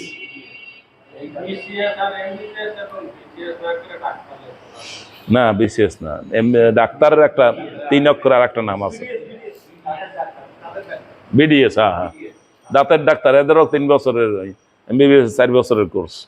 এই 2 কোর্স যারা কমপ্লিট না করবে তারা সরকারিভাবে বাংলাদেশের আইনে ডাক্তার লিখবেন না। তারা চিকিৎসা করবেন, ঔষধ বিক্রি করবেন, কিন্তু ডাক্তার লিখবেন না, কারণ এটা আন্তর্জাতিক মান কভার করে না। বুঝা গেছে? সুতরাং আমি যদি ডাক্তার হতে চাই তাহলে ডাক্তারের কমপ্লিট কোর্স করিয়া আমাকে ওই জায়গায় যাইতে হবে। যদি ওই ডাক্তার না হই আমি যাই তাহলে কি করব? আমি মানুষের ক্ষতি করব। তাহলে ডাক্তারি জ্ঞান অর্জন করা আমার জন্য কি খরচ? যে পাইলট হবে সে যদি ওই কালকের পাইলটের মতো বিমান কিভাবে উড়ায় এই বইটা পাইয়া এই উড়াল দিয়েছে, এরপর যে বিমান এখন নামাবে তখন আমাদের আর একটা বই আছে সেই বইটা জোগাড় করেন, এখন কি বিমান নিয়ে নামতে পারবে? আর পারবে না। এইভাবে করা যাবে না। তাহলে উজু হইলো, তায়াম্মুম হইলো নাকি? আর গোসল, গোসল যখন ফরজ হয় তখন কয়টা ফরজ? 3টা ফরজ আদায় করতে হবে। 1 নম্বরে কি? গড়গড়া করিয়া কুলি করতে হবে, নাক পরিষ্কার করতে হবে যতদূর আঙ্গুল যায়, নাকে যতটুকু ময়লা থাকে, আর পুরা শরীর মাথা হইতে পা পর্যন্ত একটা পশমের গোড়াও যেন শুকনা না থাকে, এর উপর দিয়ে পানি বহায় যেতে হবে, পানি প্রবাহিত হয়ে যেতে, পানি ঢেলে দিতে হবে, পানি মসলে হবে না। কয়টা ফরজ? 3টে ফরজ হয়েছে। গড়গড়া করে কুলি করা, রোজার দিনে গড়গড়া করে কুলি করা যাবে সাবধানে, কিন্তু গলার মধ্যে যদি পানি যায় রোজা ভঙ্গ হবে কিনা? হবে। কারণ না আমি তো উজু করছি, এতে ভঙ্গ হবে না, ওতেও হবে। আর দ্বিতীয় কি? নাক পরিষ্কার করবে। আর 3 নম্বর কি? মাথা হইতে পা পর্যন্ত সমস্ত শরীর পানি বহাইয়া ধুইতে হবে, একটা পশমের গোড়াও যেন শুকনা না থাকে। পশমের গোড়া বলছে কেন? সাধারণত পানি যদি তাড়াতাড়ি যায় তাহলে পশমের গোড়ায় অনেক সময় লাগে না, আর ওটা তো সেফ। পশমের গোড়াটা কি সেফ। যাদের মাথায় চুল ঘন আছে তাদের মাথার মধ্যে চুল পানি সহজে ঢোকে না। যাদের দাড়ি ঘন আছে এই দাড়ির ভিতর দিয়ে আছে, দাড়ির গোড়ায় কি পানি সহজে ঢোকে না। এই জন্য এটা সাবধান করা হয়েছে। তবে মহিলাদের যাদের চুল লম্বা তাদের যদি চুলের খোপা বাঁধা থাকে, খোপা না খুলে মাথার মধ্যে যদি পানি ঢুকাইতে পারে তাহলে খোপা না খুললেও চলে। যেমন চুলের বেনি বাঁধা আছে, চুলের বেনি আছে না, বেনি বাঁধা থাকলো, চুল বেনি খুললো না, কিন্তু মাথা ভিজাইয়ে দেওয়া যায় কিনা? মহিলারা এটা খুলতে চায় না কেন? চুল ভিজাইলে শুকাইতে সময় লাগে। আমাদের অল্প একটু দাড়ি এই শুকাইতে ঝাড়তে বহুত জারাজারি করা লাগে। তাহলে ওনাদের যাদের লম্বা চুল, বেশি চুল, তাদের এটা কিন্তু চুল মহিলাদের হলো সৌন্দর্য, কিন্তু এটা পরিচর্যা করা অনেক কষ্ট। তেল দেওয়া লাগে, আশ্রান লাগে, ধুইতে হয় সাবান দিয়া, শ্যাম্পু দিয়া, এরপর শুকাইতে হয়। না শুকাইলে আবার চুলের মধ্যে গন্ধ হয়ে আসে, আছে কিনা? হ্যাঁ, আবার চুলের পোকা আছে, নাম কি? উকুন। এবার আমাদের বিছানার পোকা আছে না, নাম কি? এই পোকাগুলো আল্লাহ সৃষ্টি করছে, এটি কোনো কাজে লাগে? লাগে। কি কাজে লাগে? আপনি যাতে অলস না হন, আপনি যাতে মাঝে মাঝে বিছানা রৌদ্রে নিয়ে দেন, বিছানা ঝাড়েন, এই জন্য ওগুলো তৈরি করে দিস। কারণ ওগুলো হয় কোন বিছানায়? যেই বিছানা উঠায় না, যেই বিছানা ঝাড়ে না, যেই বিছানা শুকায় না, ওই বিছানায় হয়। আর একবার হইলে আর যায় নাকি? সহজে যায় না। এমনভাবে ওরা থাকতে পারে, মাশাআল্লাহ। আপনি চাপ দিবেন, ওতে কিছু হয় নাই, এইখানে দিয়ে দিবেন, তারপর হবে। তাহলে সার্ফোকা একটা বিরাট উপকার করে নাকি? কেউ যাতে অলস না থাকতে পারে। তারপর অলস আছে কিনা? যে অলসদের পরীক্ষা হয়েছে যে অলসদেরকে পুরস্কার দেওয়া হবে। সব অলস যাইয়া হাজির হয়েছে, প্রত্যেকে যাইয়া তার বয়ান দিছে যে আমি এই অলসতা করছি, এরকম আমার পাশে খাবার ছিল, উঠতে একটু খাবার আনতে যাই নেই, না খাইয়ে রয়েছি 2 দিন, অনেক অলসতার কাহিনী বলছে। তার কারোটাই পছন্দ হয় না। এরপর একজনে বলছে আমার খোঁজে আরো একজন অলস আছে। তা সে কোথায়? তা সে তার জায়গায় আছে, তাকে বলছে এখানে বিরাট পুরস্কার দিবে, সে এই অলসতা করি এই পুরস্কার নেওয়ার জন্য আসবে না। আমাকে বলছে তুমি যাইয়া আমি কোথায় কোথায় অলসতা করছি এগুলো বললো, আমি ওই পুরস্কার আনতে যাইতে পারবো না। পরে পুরস্কার কারে দেওয়া হয়েছে? ওরেই দেওয়া হয়েছে, যে এইটাই আসলে অলস। তা সার্ফোকার পরেও অলস আছে কিনা? বিছানায় সার্ফোকা আছে কিনা? অনেক বাসা বাড়িতে আছে কিনা? এই বাড়ির মহিলাগুলা কি অলস? কারণ ঘর সাজাই গুছিয়ে রাখবে কারা? মহিলারা। আর বাহিরে কামাই করবে, গাদার খাটনি দিবে কারা? পুরুষেরা। কি খাটনি? গাদার খাটনি। গাদার খাটনি করে বলে কেন এটাকে? হিন্দু ধর্মগ্রন্থে একটা গল্প আছে। কি গল্প? গল্পটা হইল মানুষকে ভগবান অরিজিনাল হায়াত দিয়েছে 40 বছর, কিন্তু মানুষ তো লোভী। সে ভগবানের কাছে দাবি করছে, ভগবান আমার মাত্র 40 বছর, দিয়ে কিছু করতে পারবো না, তুমি আমার আরো কিছু বাড়াইয়ে দাও। তা ভগবান বলছে যে না, আর বাড়াই দাও না, এটা ফাইনাল হয়ে গেছে, যারে যা দেওয়ার ফাইনাল। তাতে অন্য লোকে যদি দেয়, কেউ যদি দেয়, তা সেটা সে যদি দেয় আমি ওইটা মঞ্জুর করে নেব। ঠিক আছে? তখন মানুষ নামছে, নামিয়া প্রথমেই গেছে গাদার কাছে, যাই বলছে আমি তো মানুষ, দুনিয়ার সেরা জীব, তুমি তো গাদা, তোমারে সবাই তিরস্কার করে, তোমার তো অনেক হায়াত আছে, এ দিয়ে করবা কি, তুমি আমার 20 বছর হায়াত দাও। তা গাদারে বুঝানোর পরে গাদা বুঝিয়া বলছে না, মানুষের দিলে তো লাভই আছে। তো সে বলছে ঠিক আছে, আমি 20 বছর দিয়ে দিলাম। আর 20 বছর পাওয়ার পর লোভ আরো বাড়ছে কিনা? এরপর গেছে কার কাছে? কুকুরের কাছে। কুকুরের যাই বুঝাইছে যে গাদা দিছে আমার 20 বছর, তুমিও কিছু দাও। আচ্ছা, গাদা তো তাহলে দিয়া দানশীল হয়ে গেল, তা আমিও দানশীল হই। তাহলে কুকুরও 20 বছর দিল। কুকুরে 20 বছর দেওয়ার পর গেছে বানরের কাছে, বানরও দিছে 20 বছর। এরপর গেছে শকুনের কাছে, শকুনও দিছে 20 বছর। বয়স কত হয়েছে এখন? 120 হয়েছে। আর লাগবে না, আর আর যায় নাই, এবার লোভ থামছে। এখন আমরা যদি আসি গোড়া থেকে, অরিজিনাল হায়াত কত? 40। এই 40 বছরে একজন মানুষ চিন্তা করে কি করলাম, পরে যোগ বিয়োগ করে দেখা যায় কিছুই করতে পারি নাই। আরে আমার ছেলে করবে কি, মেয়ে করবে কি, ছেলের জন্য কিছু করতে পারি না, মেয়ের জন্য কিছু করতে পারি না, ঢাকায় একটা ফ্ল্যাট কিনতে পারি নাই, একটা বাড়ি করতে পারি নি। আরে 40 হয়ে গেছে, এবার মনে উঠছে। এখন এমন খাটনি শুরু করছে, নাওয়া খাওয়া বন্ধ, কোন সময় 3টা বাজে খবর নাই, খাটনি দিতেই আছে, লেংডি দিয়া কাঁচা মোড়াইয়া খাটনি দিতেই আছে। এই খাটনি দিল 20 বছর। এই খাটনির নাম কি? কেন ওই হায়াত আনছিল কার থেকে? গাদার থেকে আনছে। এখন গাদা খাটনি দেওয়া শুরু করছে, কারণ ওই 40 হয়েছে, আর হুশ হয়েছে, আরে কিছুই তো করতে পারলাম না, এখন গাদা খাটনি দিতে আছে। 20 বছর যখন একটা লোকে গাদা খাটনি দেয়, এনার্জি কি আর আছে? এখন থামছে। থামিয়া এখন কি করে? খালি বসে থাকবে। এখন খালি জিব্বায় খালি খাইতে চায়। এখন কিছুক্ষণ যায় শ্বশুর বাড়ি, শ্বশুর বাড়িতে নাই কেউ, শালা সম্বন্ধী আছে, এদের বাড়িতে যায় খায়। এরপর যায় জামাই বাড়ি, এরপর যায় বেয়াই বাড়ি, খালি খাওয়ার জন্য করে, খালি খাওন খাওন খাওন। হাত নিছিল কার থেকে? কুত্তার থেকে। এখন কুত্তার মতো খালি জিব্বা বাইর করিয়া খাইতে চায়। ওই যে হায়াত যার থেকে নিয়েছে, এইটার এই দোষে পাইছে। হায়াতটা কার? কুত্তার। দোষ কার? কুকুরের দোষ ঢুকছে। এখন আবার 20 বছর খাইছে, 20 বছর খাওয়ার পর আর কি খাওয়ার এনার্জি আছে? এখন যদি 2টা ডিম খায়, পাতলা পায়খানা শুরু হয়ে যায়, এখন খাইতেও পারে না। এখন কি করে? ওই যে ঘরের মহিলারা ছোট বাচ্চা কাচ্চা দিয়া উঠানে শীতকালে একটা হোগলা মাদুর বিছাইয়া বাচ্চা কাচ্চা দিয়া কাজে এটা লইয়ে বসে থাকেন। বুড়ার তো কোনো কাম নাই, বুড়া এটা লইয়ে বসে থাকে, আর বাচ্চাগুলা দেখে রাখতে, এটা যেন পুকুরে না যায়, এদিকে ওদিকে না যায়, আগুন পানির চুলার দ্বারে না যায়, ডিস্টার্ব করে। তখন কাম কি? ওই বুড়ায় ওই গুড়া লইয়ে বসে থাকবে। চিড়িয়াখানায় গেলে যাইয়া প্রথমে এই গেটের সামনে দেখবেন বান্দর, একটা দেখবেন বান্দর, ওইটার কোলের মধ্যে একটা, আর একটা দেখবেন পিঠের উপরে, আর একটা দেখবেন ল্যাজ ধরে ঝুলিয়ে রয়েছে। হ্যাঁ, ওই কাম করতে আছে, এটার খটরে আছে, এটার উকুন বাসে, ওইটার পোকা বাসে। কি কাম? হায়াত আনছিল কার থেকে? এখন কাজ শুরু হয়েছে কার কাজ? বান্দরের কাজ।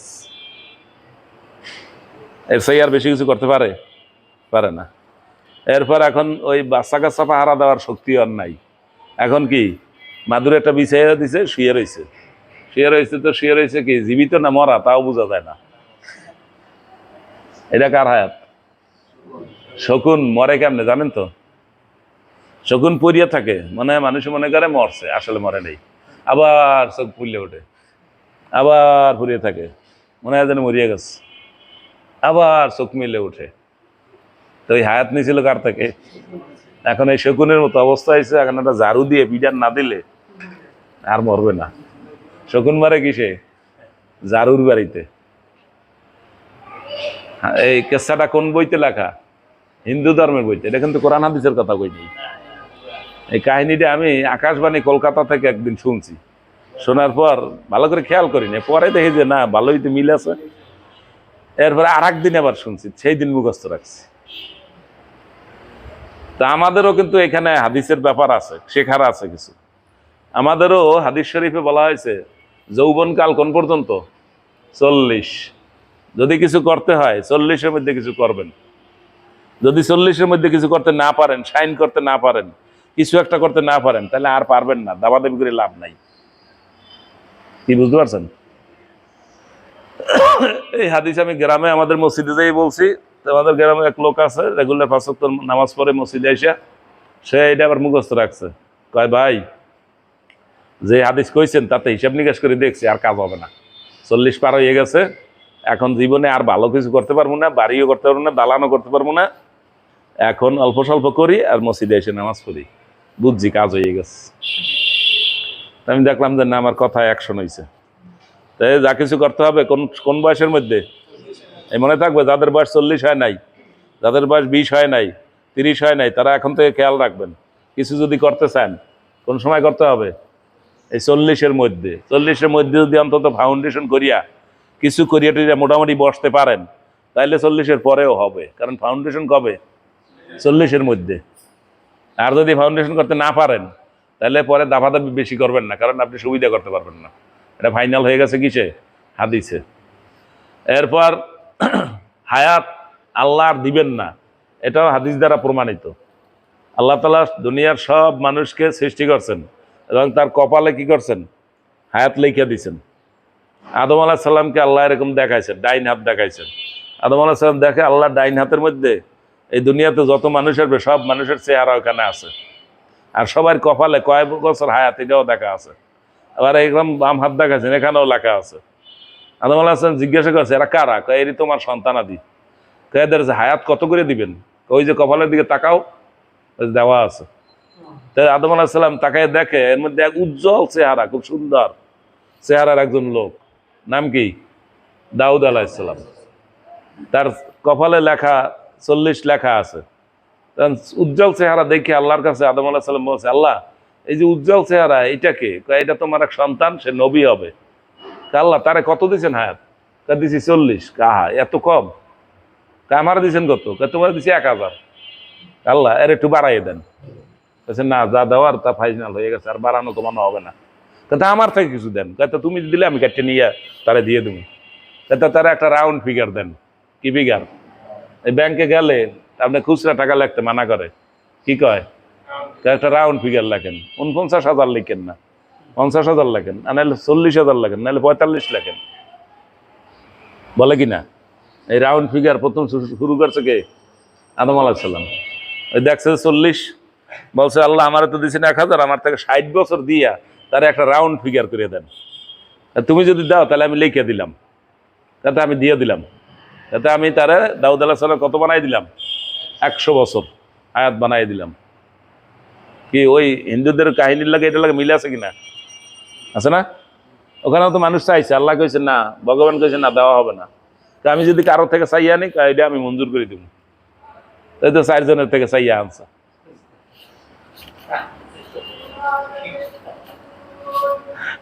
ঠিক আছে? তা আদম আলাইহিস সালামের এই 60 বছর আল্লাহ দাউদ আলাইহিস সালামের জন্য কি করছেন? মঞ্জুর করছেন। মঞ্জুর করে দাউদ আলাইহিস সালামের কত হয়েছে? 100 বছর হয়েছে। একটা খুশি হয়েছে না? কিন্তু 940-এর সময় আজরাইল এসে হাজির হয়েছে আদম আলাইহিস সালামের কাছে। সালামু আলাইকুম, আল্লাহ আমারে পাঠাইছে আপনার নেওয়ার জন্য, থানায় যাইতে হইব। কি তাই? আপনি ভুল করছেন, এত আগে আসছেন কেন? কেন? আল্লাহ আমার 1000 বছর হায়াত দিচ্ছে, আপনি 40-এর সময় আসছেন কেন? যান। তা আজরাইল যে আল্লাহর কাছে বলছে যে আল্লাহ এত না করছে, এর বলে 1000 বছর হায়াত দিচ্ছেন, আমি গেছি 40-এর সময় 940। এখন সে তো অস্বীকার করে। তারা যে জিজ্ঞাসা করো সে কাউকে কোনো হায়াত তার থেকে কাটিয়ে দিয়েছিল কিনা, যে জিজ্ঞাসা করছে না আমি কেউ দেয়নি, একদম অস্বীকার।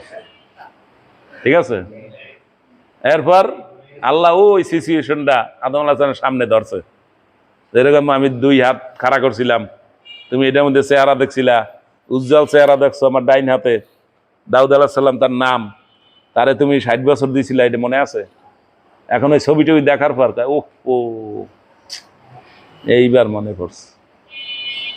এই জন্য এই হাদিসে, বুখারীর হাদিসে কি বলে, জাহাদা আদম, আদম অস্বীকার করেছে, জাহাদাত যুররিয়াতুহু, এর বংশের লোকেরাও কি করে, কাজ একটা ঘটাইয়া কাজ করছে, সাক্ষী প্রমাণ সব আছে, করে না আমি আসছিলাম না। একদম 10,000 টাকার কাপড় আনছে এখানে এক দোকানদারের থেকে ঈদের আগে, লেখা টাকা নাই কিছু, বাকিতে আনছে। এরপরে ঈদ গেছে, আর এক ঈদ আসছে, দোকানদার কয় ভাই টাকাটা তো দিলেন না, কিসের টাকা, ভুলে গেছে, বেমালুম ভুলে গেছে। হ্যাঁ, পরে আপনি একটু মনে করেন এই কাপড় নিয়েছিলেন, পরে মনে করতে একটু সময় লাগে না? এরপর আরো সিচুয়েশন বলছে, পরে সে দোকানদার আমার কাছে নালিশও করছে, ওইটা আর মনে আসেই না। এরপর দোকানদার আরো কিছু সিচুয়েশন বলছে, কোন সময় কে বসা ছিল, পাশে কে ছিল, কোন কাপড় লইয়ে কি কথাবার্তা হয়েছিল। দোকানদার কি আসলে এতগুলো মনে থাকে ঈদের সময়? মনে থাকে না, কিন্তু লোক তো পরিচিত, একদম জান্নাতি লোক। না আসলেও জান্নাতি লোক, সে কি করছে ভুলে গেছে। এরপর সব সিচুয়েশন বলার পর মাঝে এসে আমার কাছে নালিশও করছে। আমি এবার দোয়া করছি, আল্লাহ ওনার একটু মনে করাই দেন, নাহলে তো উনি ঋণীতে থাকবে। দোকানদার তো ঠিকই লিখে রাখছে নাকি, পরে তার খেয়াল হয়েছে। এই জন্য কি করতে হবে, আল্লাহ যা বলছেন, কি বলছেন, ইজা তাদায়ানতুম বিদাইনিন ইলা আজালিম মুসাম্মান ফাকতুবুহু, যখন তোমরা বাকিতে লেনদেন করবে কি করবে, লিখে রাখো, সাক্ষী রাখো। আমরা কি লিখে রাখি, সাক্ষী রাখি? তাহলে আল্লাহর নির্দেশ অমান্য করি, এটা হলো একটা অন্যায় কাজ। আর পরে এগুলো লইয়ে যখন গন্ডগোল হয় তখন হলে আর একটা অন্যায়।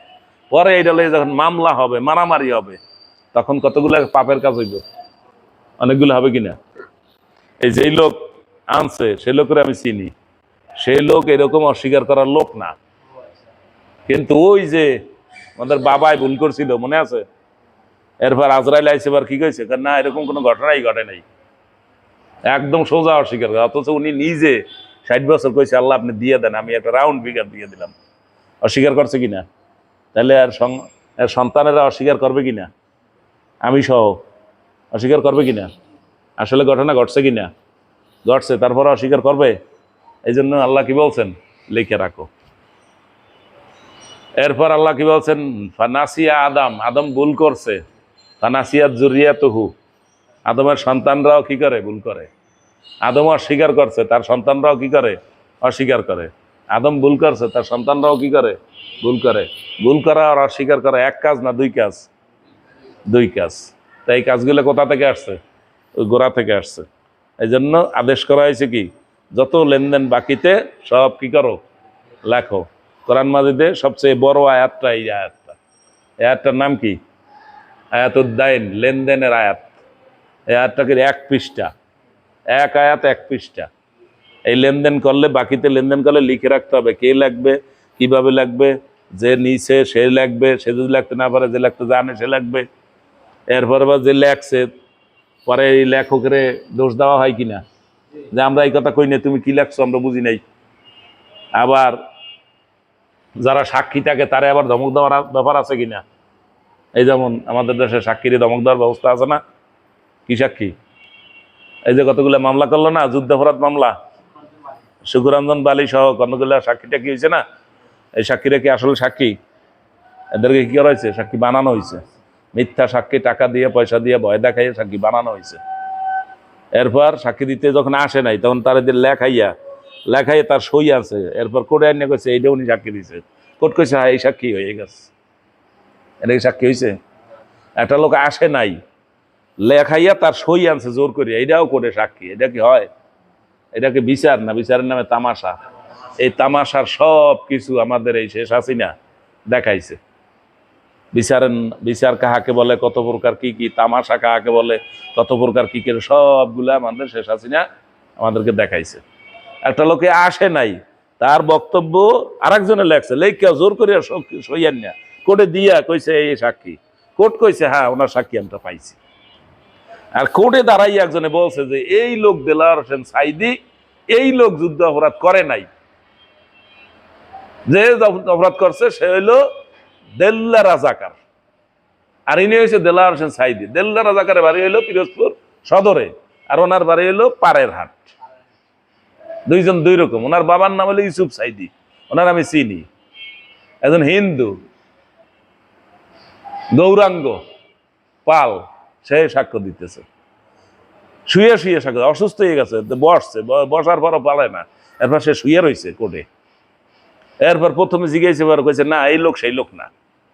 এরপর লোকটা যখন আবার শুয়ে টুয়ে রেস্ট নিয়ে যখন সুস্থ হয়েছে, শেষে আবার জিজ্ঞাসে এই লোক সেই দেল্লা রাজাকার না। তখন উনি রাগ হয়ে গেছে, আমি আগে কইছি না যে এই লোক সেই লোক না, আপনি আবার আমাকে জিজ্ঞাসা করেন কেন? এত কিছুর পরও সাক্ষ্য হয় নাই। সাক্ষ্য হয়েছে কোনটা? ওই কাগজে লিখে আনছে যে লোক আসে না। এটা মিথ্যা কাহাকে বলে, কত প্রকার কি কি, এই জন্য কোরআনে ওই কথাগুলো আছে। কোন কথা? এই যে আকামডি করছেন এটি কোরআনে আছে। লা তাকুলু আমওয়ালাকুম বাইনাকুম বিল বাতিল, তোমরা একে অপরের সম্পদ জীবন এগুলা হরণ করবা না, চুরি করবা না, ডাকাতি করবা না, অন্যায়ভাবে নিবা না। তুদলু বিহা ইলাল হুক্কাম, এবং এইটা লইয়া কোর্টে যাইবা না। লিতাকুলু বাদা আমওয়ালিন নাস বিল বাতিল, মানুষের সম্পদ এবং জীবন অন্যায়ভাবে হরণ করার জন্য কোর্টে নিছে। কি জন্য? অন্যায়ভাবে বিচার করিয়া ফাঁসি দিয়া দেখাইবে যে আমরা বিচার করছি। আল্লাহ আগেই বলে দিছে কিনা এরকম ঘটনা ঘটবে কিনা? লোকেরা কি করবে? সাক্ষী বানাবে নিজেরা, তাই না? বাদী বানাবে নিজেরা, উকিল বানাবে নিজেরা, কোর্ট বানাবে নিজেরা, বিচারক বানাবে নিজেরা, অর্ডার দিবে নিজেরা, সব নিজেরা করিয়া আর মানুষের দেখাবে আমরা বিচার করছি। কি বিচার করছি? যুদ্ধ অপরাধ। যুদ্ধ অপরাধের বিচার সম্পর্কে একটু বলবো। কি কষ্ট পাইতেছেন নি? ভালো করে মুখস্থ রাখতে হবে, যাদের কাগজ কলম আছে লিখে রাখতে হবে। বাংলাদেশ স্বাধীন হয়েছে 1971 সালের 16ই ডিসেম্বর। শেখ মুজিব দেশে আসছে 10ই জানুয়ারি 72 সালে। 72 সালে আইসা শেখ মুজিব দায়িত্বে বসিয়া 72 সালে 73টা কোর্ট বানাইছে। মনে রাখতে হবে। কি বলছি? 72 সালে 73টা কোর্ট বসাইছে। এখন জেলা কয়টা? 64টা। তাই 64টা জায়গায় 64টা কোর্ট বসছে। এখন যেটা জেলা ওই জায়গায় সব জায়গায় কোর্ট বসছে। আর রয়েছে কয়টা? 9টা রয়েছে না? এই 9টা কোর্ট ঢাকা, চিটাগাং, রাজশাহী, খুলনায় বেশি করে দিছে।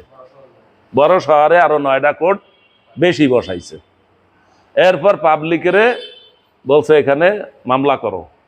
এই স্বাধীনতা যুদ্ধের সময় যারা যুদ্ধের বিরোধিতা করছে, যারা মুক্তিযোদ্ধাদের বাড়িতে আগুন দিছে, এদের বাড়িতে গিয়ে মহিলাদের ধর্ষণ করছে, এই যত যা আছে এগুলা মামলা দাও। এই মামলা দেওয়ার আগে শেখ মুজিব 72 সাল ক্ষমতায় বসেই তার লাল বাহিনী, নীল বাহিনী, রক্ষী বাহিনী দিয়া 2 লাখ মানুষ অ্যারেস্ট করছে। কয় লাখ? ভালো করে মনে রাখেন। শেখ মুজিব ক্ষমতায় বসেই যুদ্ধ অপরাধ করছে, সন্দেহজনক এরকম কত মানুষ অ্যারেস্ট করছে? 2 লাখ মানুষ অ্যারেস্ট করিয়া এরপর এই কোর্ট বসাইছে। কোর্ট বসাইয়া লোকদেরকে বলছে এখন মামলা দাও।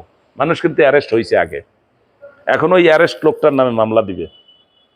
তখন লোকেরা সবাই সারা দেশে মামলা করছে। 37,000 মামলা হয়েছে। কত মামলা হয়েছে? 37,000। তা মানুষ অ্যারেস্ট করছে কত? সবার নামে মামলা দিতে পারছে? কেন পারে নাই? সে কোনো অপরাধ করে নাই, তা মামলা দিবে কি? মামলা দিতে তো একটা লোক লাগবে। 37,000 মামলা হয়েছে, আর বাকিটার মামলা হয় নাই। কিন্তু এখন এই 37,000 মামলা হইলে কি বিচার হবে? বিচার হবে কিভাবে?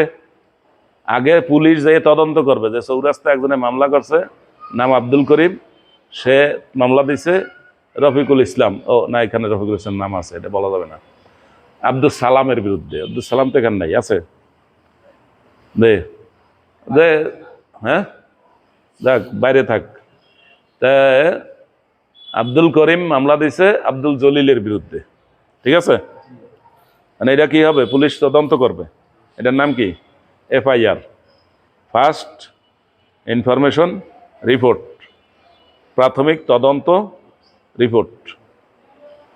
তাই পুলিশ ওখানে যাবে, স্পটে যাবে, যাইয়া ওই আব্দুল করিমের বাড়ি আর আব্দুল জলিলের বাড়ি বের করবে। বের করে ওখানে যারা বয়স্ক মানুষ আছে ওই এলাকা থাকে তাদেরকে জিজ্ঞাসা করবে, এই ভাই এদিকে আসেন, আপনার নাম কি? আমার নাম আব্দুর রহমান। বলেন তো এই যে আব্দুল করিম মামলা করছে, তার বাড়িতে আগুন দিছিল, হ্যাঁ, তার বাড়ি লুট করছিল, তার বাড়ি যে মহিলাদেরকে ধর্ষণ করছিল, এই আব্দুল জলিল নামে একটা লোক এইখানে পাশের বাড়ি, এ ব্যাপারে আপনি কিছু জানেন? তো উনি এই বুড়া মানুষ আরো কয়েকজন আসছে, সবাই এসে বলছে এই এলাকায় কোনো মানুষের কোনো বাড়িঘর আগুন দেওয়া হয় নাই, এই এলাকায় কোনো মানুষ কোনো বাড়িতে লুট করে নাই, এই এলাকায় কোনো বাড়ির কোনো মহিলাদের দর্শন করার কোনো রিপোর্ট নাই। পুলিশ কি রিপোর্ট পাইছে বুঝছেন তো? পুলিশ আইসা রিপোর্ট দিবে কি, ওই যে আব্দুল করিম মামলা করছে এই মামলাটা কি মিথ্যা। তাই 37,000 মামলা সব পুলিশ FIR করিয়া কোর্টে রিপোর্ট দিছে 4,000, বাদ গেছে কত? 33,000 বাদ। এই 33,000 কি মিথ্যা। আর 2 লাখ থেকে যে আরো রয়েছে না কত, 1 লাখ কত 73,000, এই 1,73,000 তো মামলাই হয় নাই, মামলা হয়েছে 37,000, এর মধ্যে 33,000 বাদ। কোর্টে টিকছে কত? 4,000। কোর্ট এখন ম্যাজিস্ট্রেট বিচার করবে, বিচারে কি চাইবে? সাক্ষী। এরপর লাগবে কি? ডকুমেন্ট। এরপর কি? বিরুদ্ধে সাক্ষী, বিরুদ্ধে ডকুমেন্ট। এরপর এই পক্ষের উকিল, বিপক্ষের উকিল, সব লইয়ে টইয়ে ম্যাজিস্ট্রেট এখন এখানে বসে বসে এটি শুনবে। শুনিয়া ম্যাজিস্ট্রেট একটা বিচার করছে, বিচার করিয়া এই 4,000-এর বিরুদ্ধে বিচার করিয়া উনি যা পাইছে তাতে রায় দিছে 752 জন। কয়জন? এই 752 জনের জন্য কি হয়েছে? যুদ্ধাপরাধের বিচার হয়েছে। এখন 9 সালে আবার শেখ হাসিনা যেটা করলো, এইটা কি বিচার? বিচার হয়েছে না? শেখ মুজিব একবার করছে না, তাই 9 সালে আবার করলো কোনটা? ওই এক বিচার আবার করতে শুরু করছে। তখন আইন ছিল কি? তখন আইন ছিল বাংলাদেশের স্বাধীনতা যুদ্ধে নিরস্ত্র সাধারণ মানুষ, যিনি কোনো সরকারি ফোর্স বা এলিট ফোর্স নয়, যার হাতে কোনো অস্ত্র নাই, এমন লোকে পাকিস্তানের পক্ষ করলে সে যুদ্ধাপরাধী হবে না। কি আইনটা বুঝছেন? কি আইন? যুদ্ধাপরাধী হবে কে? এটার আইন। মনোরঞ্জন ধর তখনকার আইনমন্ত্রী, নাম কি? ধরলে ধর, না ধরলে ছাড়।